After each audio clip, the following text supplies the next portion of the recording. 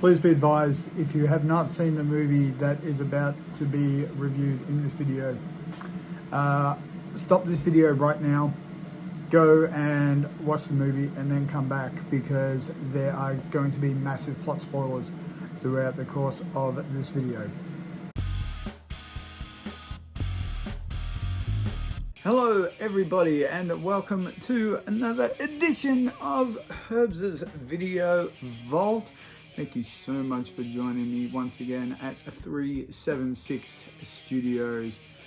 We got a really light-hearted, funny one today. It is 1993's Robin Hood Men in Tights.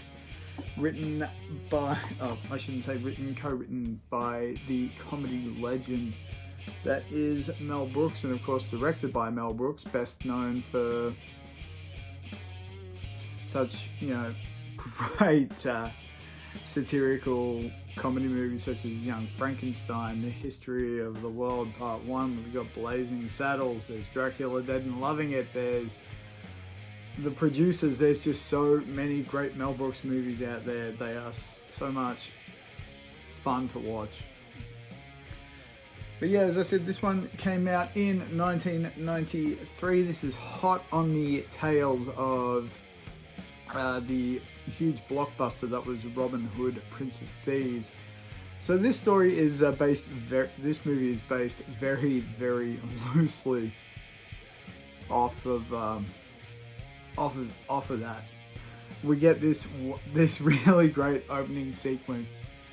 We see archers just shooting flaming arrows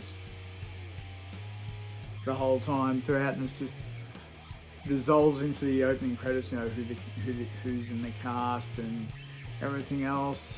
It's like, it is really well done. It looks absolutely beautiful, and then it's like we realize it's like they're actually shooting at a town, and all the houses are on fire. It's like, call the fire brigade, and the big one here is one of the locals saying there must be an easier way to do the credits like that. Then we have someone else, right? Every time they make a Robin Hood movie, they burn our village down. And like we see all the houses are ablaze, and we get the final arrow that says, produced and directed by Mel Brooks, burning into a thatched roof, and we just get the villagers going, leave us alone, Mel Brooks. It's like, it is so incredibly funny, and a really good way to kick this movie off, so you're watching something that's very lighthearted. So then we start in Jerusalem. We get the whole Crusades scene. Cary Elwes, he's in Saw as well. Is absolutely his comedic timing in this is so good. We've got the head torturer, who's kind of almost like a maitre d' in a way, because he treats everyone that's coming, every prisoner that comes in, it's like, it's a guest, as a guest, welcome to my humble dungeon, if there's anything you need, do not hesitate to scream. And it is just, it's such a funny opening sequence. We get introduced to Isaac Hayes, a sneeze. They're trying to figure out, how can we escape? We get to the really great, what we need is great feet of strength. And Isaac Hayes chimes in with, what we have is a great strength of feet. And so they use their feet. Now everybody escapes. The torturers, like, they've made some spiel like, he's going to betray his king. Please go get the, maitre d', get the head dungeon master's like, oh yeah, this is so exciting. Runs off, comes back, yeah, I'm in deep caca. Well, think of another word to replace caca. I'm keeping this stuff family friendly. So, but we then get the journey to England. This is just so well done. They never really explained it properly, like how he actually managed to, like how in Robin Hood, Prince of Thieves, how he made it back to England. I mean, because if you look at a map, it is a lot of water between Israel and England. And this is pretty much just satires that he just swam the whole way, which would have been next to impossible. But you know, this is Mel Brooks, so it's a light-hearted satire. We have a really, really great cast in this movie. As I said, Cary Elwes playing, you know, the title role of Robin Hood. We also have Richard Lewis playing Prince John, who has this actually really funny little gag of like he has a wandering mole going around his face. Like, you know, first it starts off on his cheek and on his right cheek, and then it's now down near his right lip, and then it's over on his left hand side and ends up in the middle of his forehead. And it's just a really, really funny series of events. It just happens like every time he's on screen. It's really cool. Roger Rees, I thought, is absolutely incredible as the sheriff of Rottingham, not Nottingham, because, well, let's face it, this sheriff is pretty rotten. And has this weird thing of like when he's absolutely frustrated about something, gets his words muddled up. And I think one of the greatest ones, I've had to look this up because I know I would screw it up otherwise, is when they're having this huge banquet and Robin sort of brings in, you know, this wild pig that he's killed, and he's something, pig, wild forest killing in it is something, and just like, what are you talking about? It's like, don't you know it is illegal to kill a pig in the king's forest? And just jumbles up his words so much. And as well, like, we get the opening bit in England where we get introduced to Dave Chappelle's character of a Chew. And there's the running joke there, of course, you know, his father is a sneeze, you know, the kid is a Chew, so everyone's like, every time it gets added, it's like, you know, we get the, you know, the bless you, or, you know, if you don't say bless you, Gesundheit, sort of thing. But that's another great running gag that sort of goes throughout this whole movie. Amy Yasbeck plays Maid Marian, who is just so insanely eager to get her cherry popped. Throughout this whole movie, every time, especially once she and Robin start, you know, spending more time together, they're just having this chemistry. And here's, you know,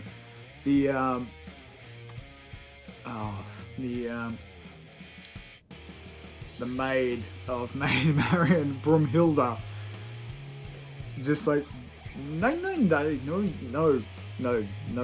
what was it? No ding ding without the wedding ring, or something like that. It's just incredibly funny. Mel Brooks, of course, plays a bit of a spin on of Friar Tuck. It's not Friar Tuck, it's Rabbi Tuchman. And it's again, Mel Brooks's comedic timing in pretty much every movie he's in is just so on point. We see him for the first time when he's, you know, got his drunken mule. They're, you know, they've got barrels of sacrilegious wine and they're going through the forest, and, you know, we hear little bits of Yiddish, and he's like, you know, trying to get the merry man interested in getting some circumcisions. We hear one guy say, "Oh, well, I'll take two." And it's like, "Oh, well, how's it done?" Well, we get this little machine that's like a little handheld guillotine. Gets a carrot, obviously, to, you know, simulate a phallus, and it's like, "Are we just nick the tip?" And it's like, no, I've changed my mind. So I think that is quite funny as well.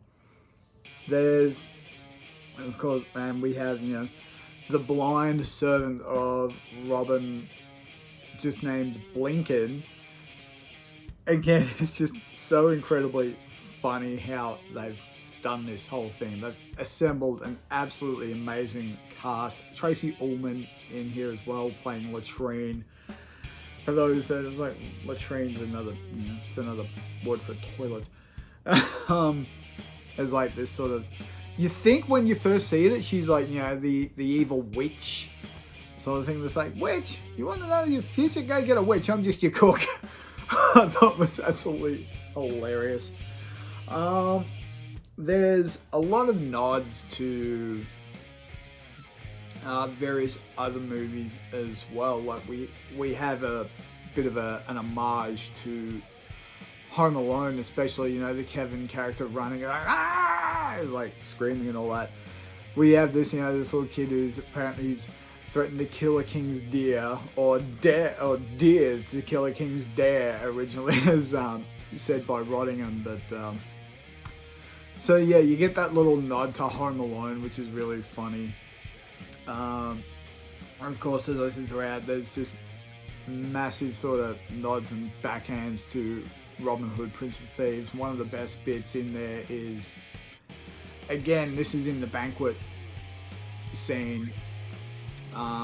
We have, you know, Prince John saying, you know, how are you going to get all these people, you know, to get behind you and support you after, you know, Robin's threatened rebellion? He's just turned his head and, well, unlike some other Robin Hoods, I can speak with an English accent.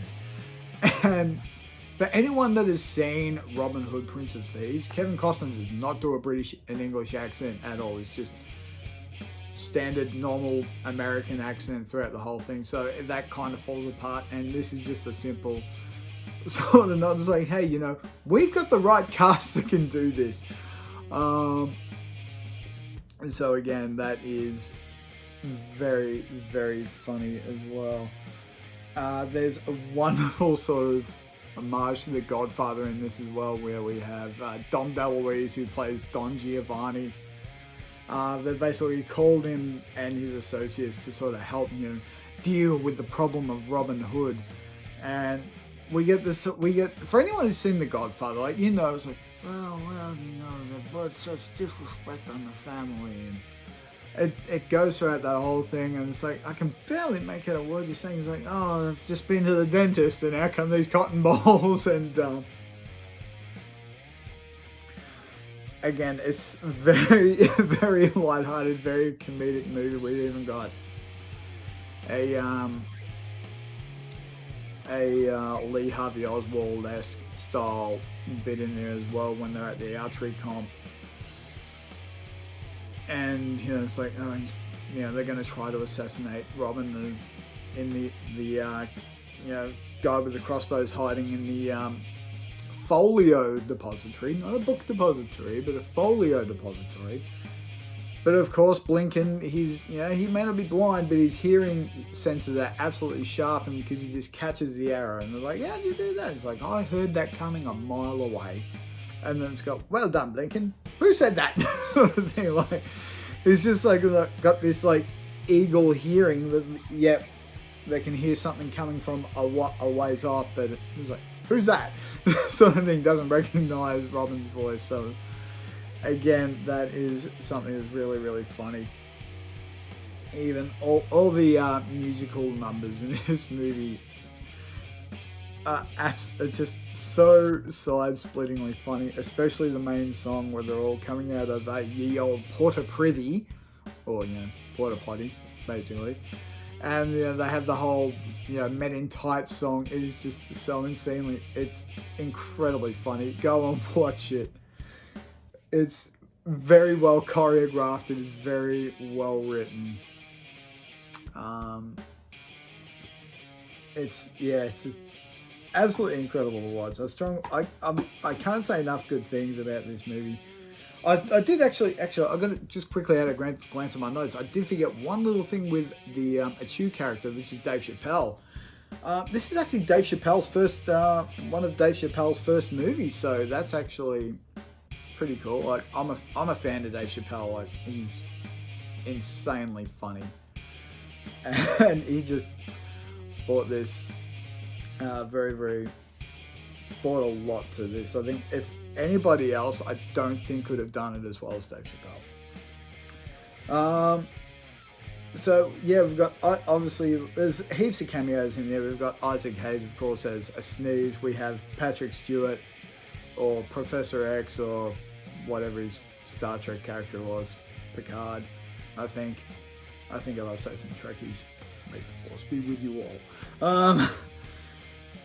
as King Richard, of course, Dom DeLuise. We've got Dick Van Patten in there and his brother James Van Patten. They've done this wonderful sort of nod to Laurel and Hardy, where there's a little bit, they're about to perform the marriage of Mervyn, the sheriff of Rottingham, which makes everyone lose it, by the way. They start bursting out laughing, and Maid Marian. But there's this little bit, we have the townspeople say, "Oh, good morning, Abbott. Good morning, Abbott." It's like, good morning. And then we have this, "Hey, Abbott," sort of thing. And then we have the, "I hate that guy." It's just so funny. It's like, this guy is so happy to see the Abbott, and he's just, "I hate that guy." But yeah, that's a little nod to a Laurel and Hardy skit. I'm trying to look that up as well, because that is, again, it is incredibly funny. And we also get a massive nod as well to Blazing Saddles in there as well. After Robin gets knighted by